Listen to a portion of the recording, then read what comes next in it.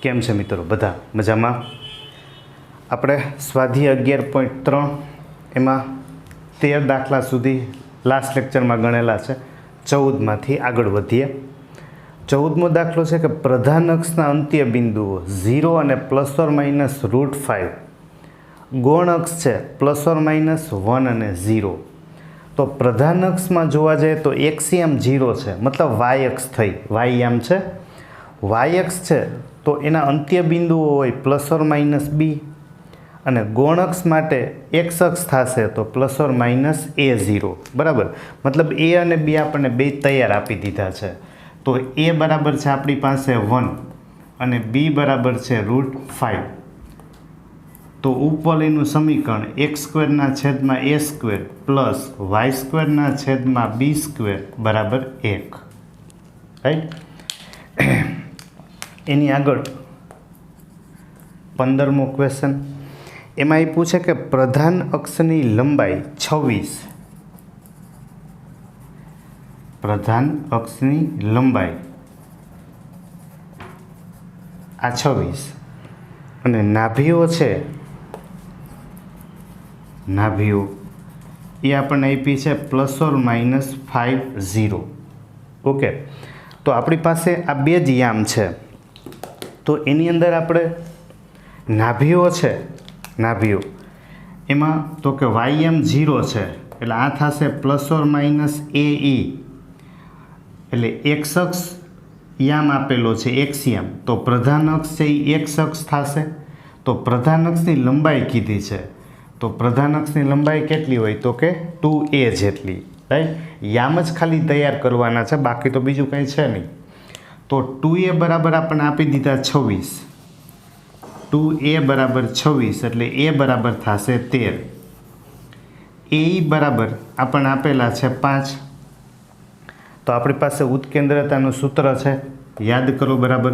E² બરાબર મોટાનો વર્ગ માઇનસ નાનાનો વર્ગ છેદમાં મોટાનો વર્ગ a², એને આપણે સામે લખીએ છીએ.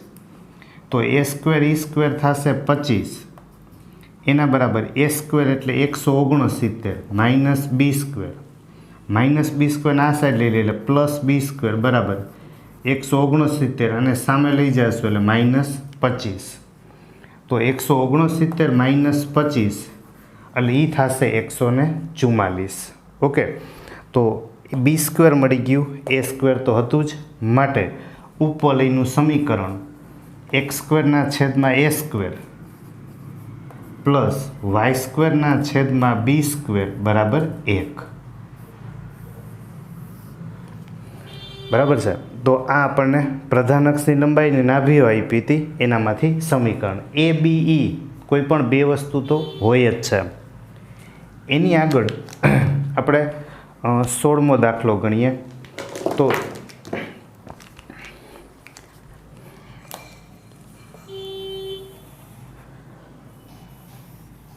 બરાબર, 16મા દાખલાની અંદર ગૌણ અક્ષની લંબાઈ 16 આપી છે.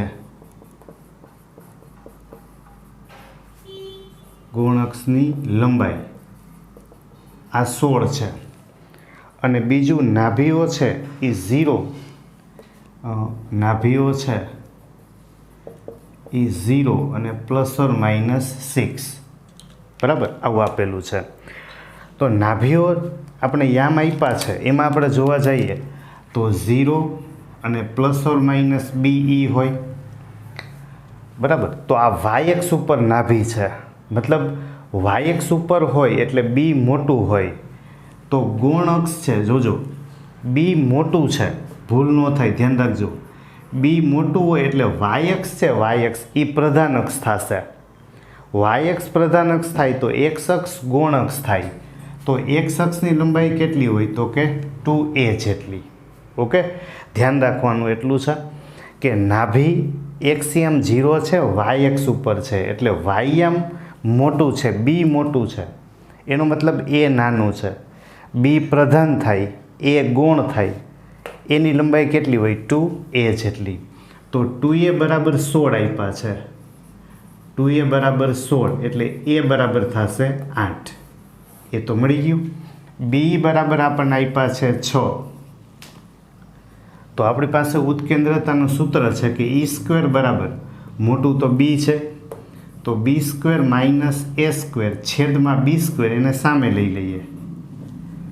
તો બી સ્ક્વેર ઈ સ્ક્વેર કરશું એટલે આ થશે 36 બરાબર બી સ્ક્વેર માઇનસ એ સ્ક્વેર એટલે 64.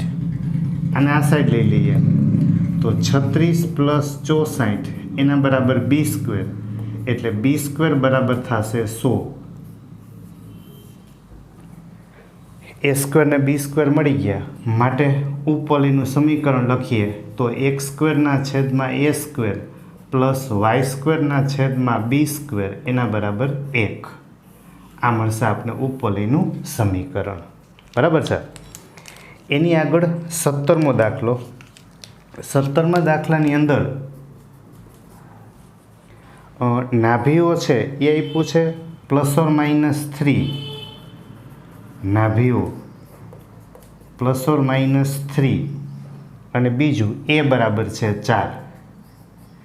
એ બરાબર 4. તો નાભીઓ છે તો નાભીનો એમ છે +or-AE0. તો એ બરાબર આપણી પાસે કેટલા છે તો કે એ બરાબર 3. એ તો આપેલું જ છે. તો ઉત્કેન્દ્રતા ઈ સ્ક્વેર બરાબર એ સ્ક્વેર માઇનસ બી સ્ક્વેર છેદમાં એ સ્ક્વેર એને સામે લઈ લઈએ સીધું. એટલે એ સ્ક્વેર ઈ સ્ક્વેર મૂકશો એટલે 9, એ સ્ક્વેર એટલે 16 માઇનસ બી સ્ક્વેર અને આ સાઈડ લઈએ તો બી સ્ક્વેર બરાબર 16 માઇનસ 9 મતલબ 7. તો બી સ્ક્વેર બરાબર 7. તો ઉપવલયનું સમીકરણ એક્સ સ્ક્વેરના છેદમાં એ સ્ક્વેર પ્લસ વાય સ્ક્વેરના છેદમાં બી સ્ક્વેર એના બરાબર 1. બરાબર. આ મળશે આપણે ઉપવલયનું સમીકરણ. તો બધામાં તમે જુઓ એ બી ઈ 3માં જ આપણે કા નાભી કા નિયામિકા અથવા તો આમાં આપણે ગૌણ અક્ષ પ્રધાન અક્ષ અને યામ પૂરતું જ આપણને આપેલું છે. પછી 18મો છે. તો 18મા દાખલાની અંદર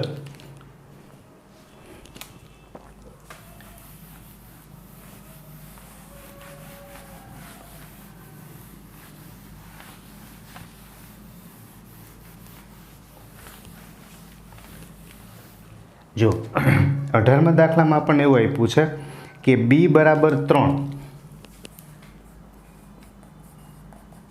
બી બરાબર 3 અને સી બરાબર 4, સી બરાબર 4. તો આપણે એમ કીધું કેન્દ્ર ઉગમ બિંદુ હોય ને નાભી એક અક્ષ ઉપર હોય. આપણે જે નાભી છે એ ક્યાં આપ્યું છે તો કે એક અક્ષ પર. હવે સી આપણને એમ થાય કે સી તો આપણે અત્યાર સુધી ક્યાંય આવ્યો જ નહીં, એ બી જ આવતા હતા. પણ આપણે જે નાભી લખીએ છીએ ને એ ટેક્સ્ટ બુકની અંદર સી લખેલું હોય. એ બરાબર 4, બીજું કંઈ નથી. સી મતલબ નાભી, એને શું ધારી લીધું હોય સી. તો બસ તો એ આપી દીધું છે અને બી આપી દીધું છે. બરાબર. આમાં કેમ હતું એ આપી દીધું હતું અને એ આપ્યું હતું, એની બદલે આમાં બી આપેલું છે. તો વાત તો એકની એક જ થઈ. નાભી તો એક અક્ષ ઉપર જ છે, એક અક્ષ ઉપર હોય એટલે એ મોટું હોય, વાય અક્ષ ઉપર કીધું હોય તો બી મોટું હોય. રાઈટ. તો ઉત્કેન્દ્રતા ઈ સ્ક્વેર બરાબર એ સ્ક્વેર માઇનસ બી સ્ક્વેર છેદમાં એ સ્ક્વેર એને સામે લઈ જાય તો એ સ્ક્વેર ઈ સ્ક્વેર એટલે 16, એ સ્ક્વેર માઇનસ બી સ્ક્વેર એટલે 9 અને આ સાઈડ લઈ લઈએ તો 16 પ્લસ 9 બરાબર એ સ્ક્વેર. તો એ સ્ક્વેર બરાબર થશે 25. તો એ સ્ક્વેર મળી ગયું, બી સ્ક્વેર તો ઓલરેડી હતું જ. તો ઉપવલયનું સમીકરણ એક્સ સ્ક્વેરના છેદમાં એ સ્ક્વેર પ્લસ વાય સ્ક્વેરના છેદમાં બી સ્ક્વેર એના બરાબર 1. ઓકે. તો આ મળશે આપણે ઉપવલયનું સમીકરણ. બરાબર. એની આગળ 19 કેન્દ્ર ઉગમ બિંદુ અને પ્રધાન અક્ષ છે ને એ વાય અક્ષ ઉપર હોય. આપણે એમ કીધું કે પ્રધાન અક્ષ છે એ વાય અક્ષ ઉપર હોય. બરાબર. અને બિંદુઓ 3, 2, 1, 6 માંથી પસાર થાય. 3, 2, 1, 6 આ બિંદુમાંથી પસાર થાય એવા આપણે ઉપવલયનું સમીકરણ જોઈએ છે. પ્રધાન અક્ષ વાય અક્ષ ઉપર હોય, બરાબર, એટલે આપણે ખબર પડી ગઈ કે બી છે એ મોટું છે. બી મોટું થાય કોના કરતાં? તો કે એ કરતાં. ચાલો, આ કન્ડિશન તો થઈ ગઈ. હવે આ બે બિંદુમાંથી ઉપવલય પસાર થાય છે. હવે આપણે જાણીએ છીએ કે જે બિંદુમાંથી ઉપવલય પસાર થતું હોય તો એ જ બિંદુ છે, એ બિંદુ એ ઉપવલયના સમીકરણનું સમાધાન કરે. રાઈટ? એટલે કોઈ પણ હોય, વર્તુળ ઉપર હતું તો વર્તુળના સમીકરણનું સમાધાન કરે, પરવલય હોય તો પરવલયના સમીકરણનું સમાધાન કરે. એમ ઉપવલય ઉપર હોય તો ઉપવલયના સમીકરણનું સમાધાન કરે. બરાબર? જો આને આપણે દોરીએ એટલે આમ થશે ને, ખરેખર આ એક્સ અક્ષ અને વાય અક્ષ. પ્રધાન અક્ષ છે ને એ વાય અક્ષ છે. પ્રધાન અક્ષ વાય અક્ષ હોય, હા, એટલે બી મોટું હોય. હવે 1, 6, માનો કે અહીંયા કોઈ 1, 6 નામનું બિંદુ છે ને અહીંયા 3, 2 છે. એમાંથી શું થાય છે? તો કે પસાર થાય છે. તો જેમાંથી પસાર થાય એ બિંદુ ઉપવલયના સમીકરણનું સમાધાન કરે. તો પહેલાં આપણે ઉપવલયનું સમીકરણ ધારી લઈએ. ધારો કે ઉપવલયનું સમીકરણ x² પ્લસ y² b² બરાબર 1. બરાબર? હવે એ 3, 2 અને 1, 6 માંથી પસાર થાય છે.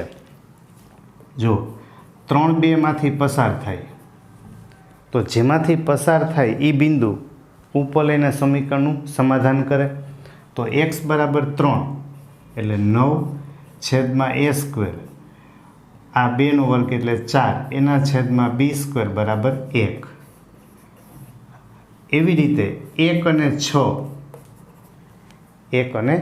એમાંથી પસાર થાય ઉપવલય તો એ પણ ઉપવલયના સમીકરણનું સમાધાન કરે. તો x બરાબર 1 મૂકી દે, y બરાબર 6, આને આપણે કહી દઈએ સમીકરણ નંબર 3. રાઈટ? હવે આપણે આ બે સમીકરણને ઉકેલી નાખીએ એટલે a² અને b² મળી જાય. તો આમાં છેદ તો બેમાં સરખા છે, a² b². અહીંયા 9 છે અને અહીંયા 1 છે, એટલે કાં આપણે આને 9થી ગુણી નાખીએ તો આ બે સરખા થઈ જાય, અથવા તો અહીંયા 36 છે ને અહીંયા 4 છે, તો આને આપણે 36 કરવા હોય તો આને 9થી ગુણી નાખીએ. બરાબર? તો આપણે એવું કરીએ, સમીકરણ 2 છે એને આપણે 9થી ગુણી બીજું અને ત્રીજું, આ બે સમીકરણ આપણે ઉકેલીએ. બરાબર? તો સમીકરણ 2 છે ને 9થી ગુણીએ એટલે 9, 9 81 એના છેદમાં a², 9, 4 36 ના છેદમાં b² બરાબર 9, 1, 9. આપણે એને 9થી ગુણી નાખ્યા. આ છે 1 ના છેદમાં a² પ્લસ 36 ના છેદમાં b² બરાબર 1. હવે એની આપણે બાદબાકી કરતા જઈએ તો માઇનસ માઇનસના માઇનસ, એટલે આ પ્લસ 36 ના છેદમાં b², આ માઇનસ 36 ના છેદમાં b², એ કેન્સલ.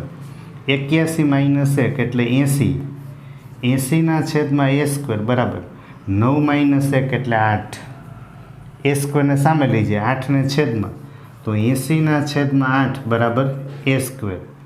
8, 10, 80 એટલે a² બરાબર કેટલા થશે? 10.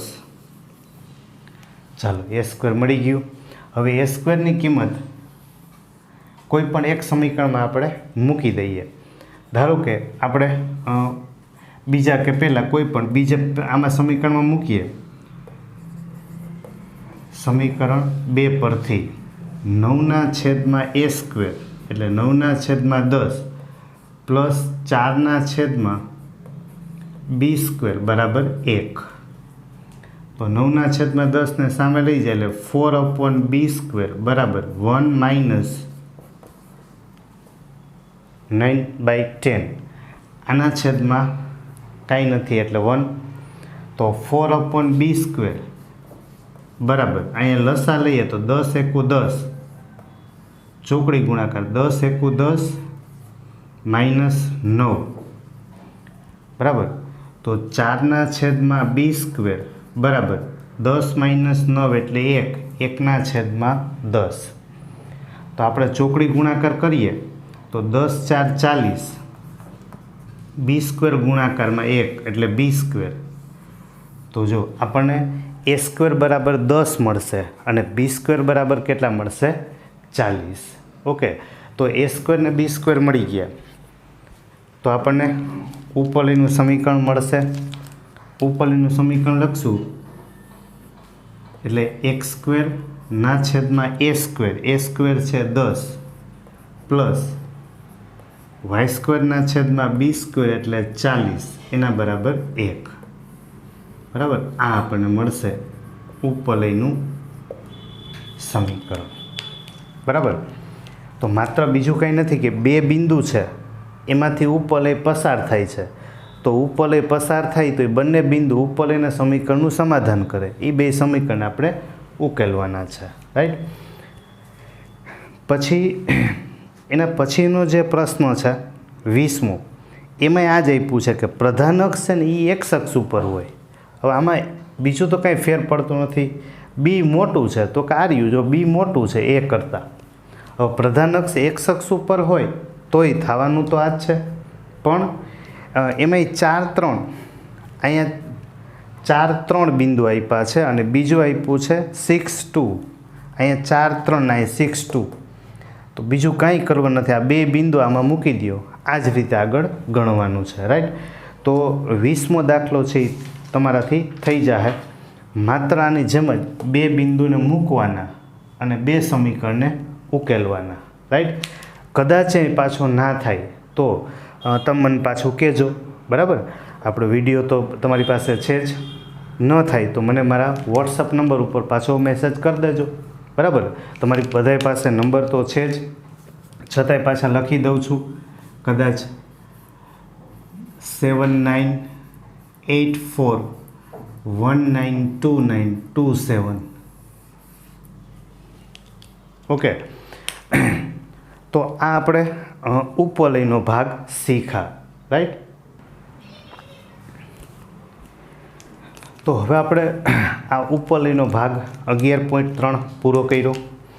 હવે એની આગળ એટલે આપણે અત્યાર સુધીમાં સાંકોમાં વર્તુળ, પરવલય અને ઉપવલય, રાઈટ.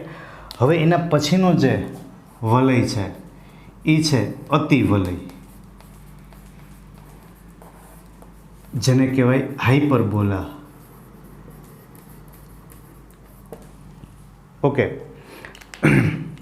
તો અતિવલય છે એ પણ દ્વિશંકુનો એક સમતલ સાથેનો આડછેદ જ છે. આપણે એક જ વાત કે બધા જ આકાર છે એ માત્ર શેમાંથી બનેલા છે? તો કે આવી રીતે દ્વિશંકુ છે. આ આપણી પાસે અક્ષ હોય,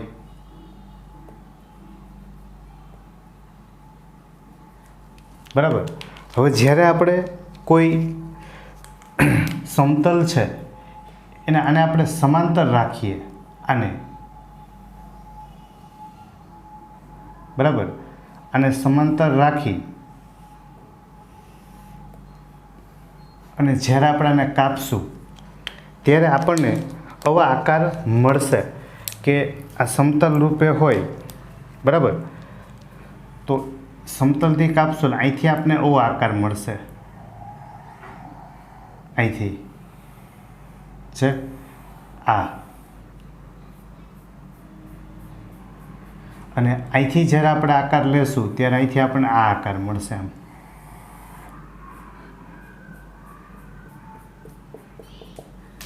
બરાબર. આ વચ્ચે અક્ષ છે. તો પરવલય અને આમાં ફેર શું? તો કે પરવલય છે, પરવલય એ આપણને આ જે આમ સમતલને લંબરૂપે રાખ્યું છે આમાં, તો એવું જ્યારે તમે ખૂણાને પરવલય છે બનાવવું હોય તો આને થોડુંક આપણે આમ ત્રાસું રાખતા હોય સમતલને. મેં તમને કીધું ને જેમ ખૂણો છે એ બદલતો જાય. આ આપણી પાસે આ જે છે આ અક્ષ ઊભી આ ખૂણો બનાવે, બરાબર. એને આપણે આલ્ફા ખૂણો કહીએ છીએ. કયો? આલ્ફા. હવે આ જ્યારે સમતલને લંબરૂપે હતું તો 90નો ખૂણો, મતલબ આમ સીધું, તો વર્તુળ બને. તમે થોડુંક ત્રાસું કરો 90 કરતાં નાનું, તો થોડુંક ત્રાસું કરશો તો એ ઉપવલય બનાવતું હતું. બરાબર. એમ હવે જ્યારે આપણે એ સમતલ આ છે આ એની સાથે આ અક્ષ છે એની સાથે સમતલ તમે આ રીતે ગોઠવી દેશો. આ રીતે મતલબ એટલે કેવું, તો કે જે શંકુ છે ને એની જે ધાર છે, ધાર આ એના સમાંતર. બરાબર. ત્યારે બે સાઈડથી એવો આકાર કપાય. હવે એને આપણે જ્યારે અક્ષ ઉપર દર્શાવશું, એક્સ અક્ષ અને વાય અક્ષને, જો એક આવો આકાર બન્યો છે તો એક આવો આકાર બને. બરાબર. અને એક આ આકાર બન્યો. બરાબર. તો આ બંને જે છે એ અહીંથી જ બનવાના છે. એને આપણે સામેથી જોઈએ, આમ સામેથી, એટલે આપણે એને આડછેદ નામ આપીએ છીએ. તો એ આપણે આવો આકાર બતાવશે. ઓકે. એની અંદર અહીંયા નિયામિકા આવી જશે. આ નિયામિકા, અહીંયા નાભી એસ, અહીંયા એસ ડેશ. તો નાભીના આયામ છે AE0, એ તો એ જ રહેવાના છે. આ માઇનસ AE0. આ જે છે એક્સ બરાબર A/E, આ થશે એક્સ બરાબર માઇનસ A/E. બે આમ બધા એ નહીં છે, એમાં કોઈ બીજો ફેર પડતો નથી. બરાબર. આ એનું શિરોબિંદુ A0, આ A ડેશ માઇનસ A0. બરાબર છે. આપણે મૂળભૂત વાત એવી શીખાતા કે શંકુમાં અહીંયા કોઈ પી બિંદુ હોય, બરાબર, તો એસથી પીનું અંતર અને પીથી નિયામિકા સુધીનું લંબ અંતર, તો આ એસપીના છેદમાં પીએમ, જેને આપણે ઉત્કેન્દ્રતા કહીએ છીએ ઈ, તો ઈ બરાબર જ્યારે 1 થતું હતું, એક્ઝેક્ટ 1, ત્યારે પરવલય બનતું હતું. 1 કરતાં નાનું થાય તો ઉપવલય બને. હવે ઉત્કેન્દ્રતા એ 1 કરતાં વધી જાય, આજે આ બેનો ભાગાકાર કરો તો એનું મૂલ્ય 1 કરતાં વધી જાય. 1 કરતાં વધી જાય ત્યારે કયો વલય બને, તો કે અતિવલય. બરાબર. એટલે આપણે ઉત્કેન્દ્રતાનું સૂત્ર લખતા તો b² બરાબર a². હવે મોટું ઈ છે તો આપણે અહીં લખશું e² -1. ઉપવલયમાં આપણે લખતા 1 - e². અતિવલય છે તો શું લખશું, e² -1. બરાબર. હવે એના સમીકરણમાં તો કે પેલું અતિવલયનું પ્રમાણિત સમીકરણ, તો અતિવલયનું પ્રમાણિત સમીકરણ x² છેદમાં a² માઇનસ y² છેદમાં b² બરાબર 1. આ a છે એ b કરતાં મોટું છે.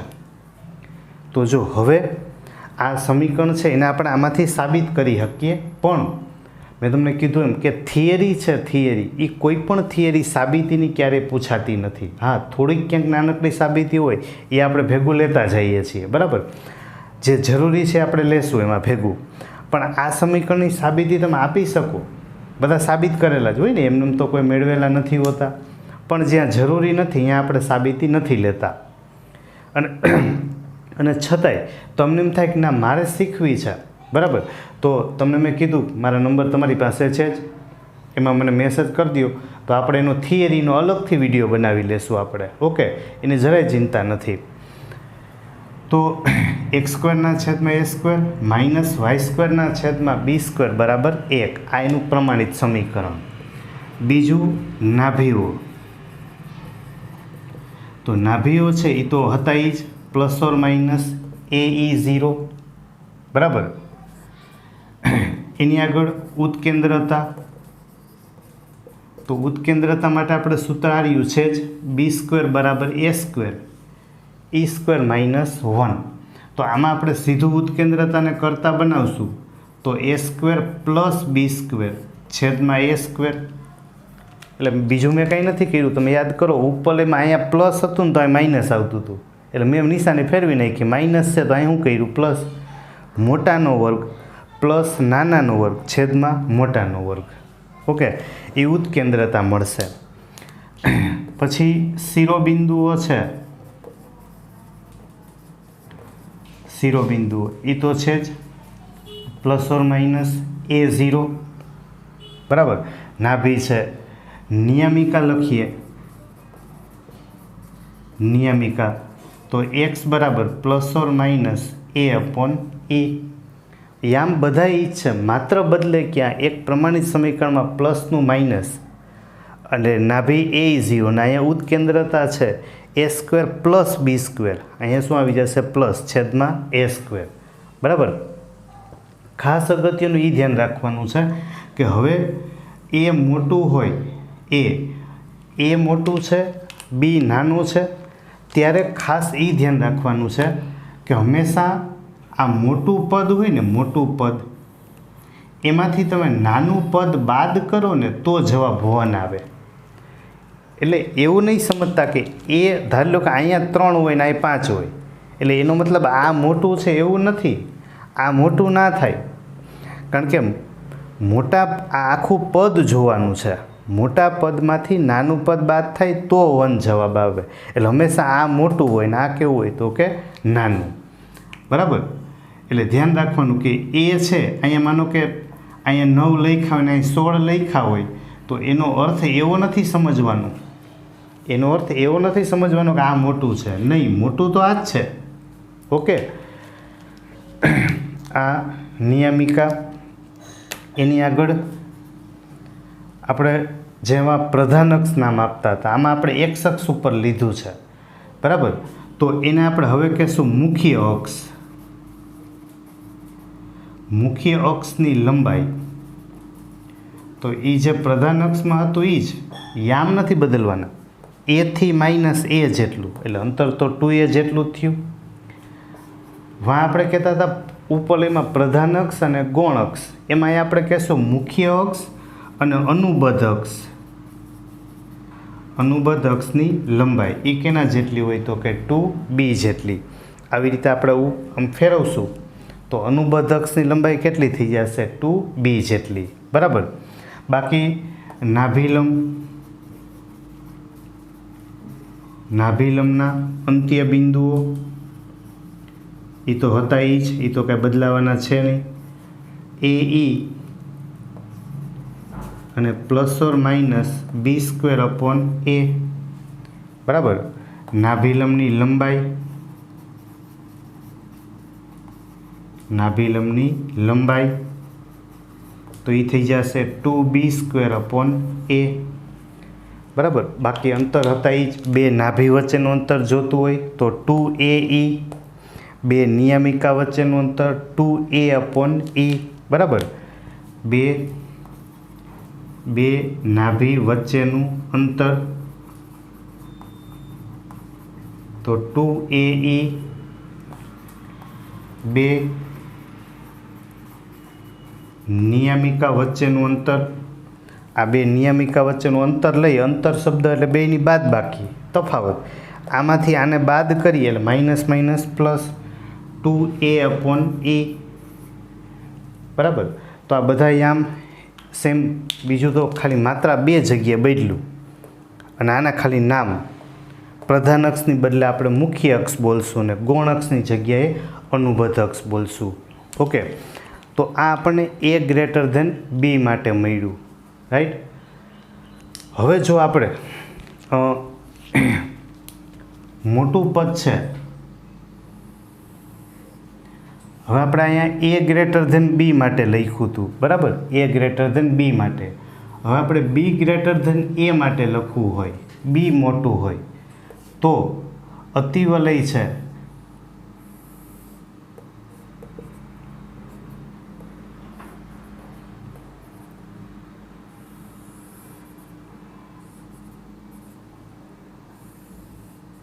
એ આવા પ્રકારનો મળશે. બરાબર. એની અંદર અહીંયા નિયમિકા થશે,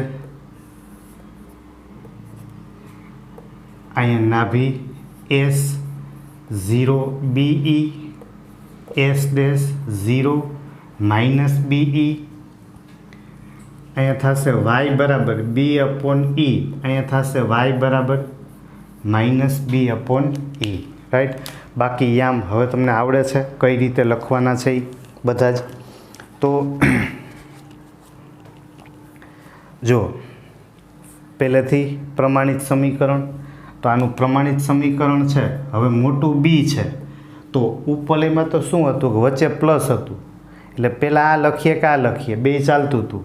હવે નહીં ચાલે ને, તો વાય સ્ક્વેરના છેદમાં બી સ્ક્વેર માઇનસ એક્સ સ્ક્વેરના છેદમાં એ સ્ક્વેર બરાબર 1. આ એનું પ્રમાણિત સમીકરણ. ઓકે, આ પ્રમાણિત સમીકરણ. નાભીઓ લખશું તો 0 અને પ્લસ ઓર માઇનસ બી થઈ જશે. નાભીઓ 0 પ્લસ ઓર માઇનસ બીઈ. એટલે હવે તમને આઈડિયા આવી ગયો કે એક્સ વાયનું સ્થાન બદલો, એ બીને બદલો. ઉત્કેન્દ્રતા લખશો ઈ સ્ક્વેર, તો બી સ્ક્વેર, બી મોટું છે, બી સ્ક્વેર પ્લસ એ સ્ક્વેર છેદમાં બી સ્ક્વેર. શિરોબિંદુ લખશો તો 0 બરાબર. અહીંયા આપણે બી નામ આપી દઈએ, બી ડેશ કહી દઈએ, તો 0 બી અહીંયા થશે 0 માઇનસ બી, બરાબર છે. અને નાભીઓ લખી લીધું, શિરોબિંદુ આવી ગયા, નિયામિકા આવી ગઈ. મુખ્ય અક્ષની લંબાઈ જ્યાં 2a હતું બરાબર, અહીંયા શું થઈ જશે તો કે 2b થઈ જશે. અનુબદ્ધ 2b હતું એ શું થઈ જશે તો કે 2a થઈ જશે. નાભિલંબના અંત્ય બિંદુઓ લખશું આપણે, નાભિલંબના અંત્ય બિંદુઓ, તો આ બેનું સ્થાન બદલી જાય, એટલે આ થઈ જશે plus or minus A square upon B, અને અહીંયા થઈ જશે B E, plus or minus A square upon B અને બી. નાભિલંબની લંબાઈ છે આ, એ થઈ જશે 2a સ્ક્વેર અપોન બી. માત્ર એ બી બદલવાના છે. અહીંયા કેમ આપણે જો આ બેનું સ્થાન બદલી નાખ્યું અને એ બી બદલી ગયા, એની જગ્યાએ બી, બીની જગ્યાએ એ. બે નાભી વચ્ચેનું અંતર છે જેમાં અહીંયા 2ae છે, એમાં અહીંયા શું થઈ જશે 2be થઈ જશે. બે નિયમિકા વચ્ચેનું અંતર અહીંયા થઈ જશે 2b અપોન e. ઓકે, તો આ બધા એના યામ થઈ ગયા. બીજું, આના જ્યારે આપણે પ્રચલ સમીકરણ લખીએ ઉપવલયમાંથી, જેમ આપણે લખ્યા હતા, ઉપવલયમાં લખ્યા હતા યાદ કરો, એક્સ બરાબર એ કોસ થીટા, વાય બરાબર બી સાઇન થીટા. એમ આના માટે પ્રચલ સમીકરણ એક્સ બરાબર એ સેક થીટા અને વાય બરાબર બી ટેન થીટા. ઓકે, આનો એક પણ સમીકરણ કે દાખલો આપણે ટેક્સ્ટબુકમાં નથી આપ્યો, પણ એનું ધ્યાન રાખવું જરૂરી છે. તો આ આપણે શીખા અતિવલયના યામ, આકૃતિ અને એના યામ. પહેલાં આને ખાસ આપણે તૈયાર કરી લેવાના છે. ઓકે, આની આગળ આપણે સ્વાધ્યાય 11.4 ગણશું.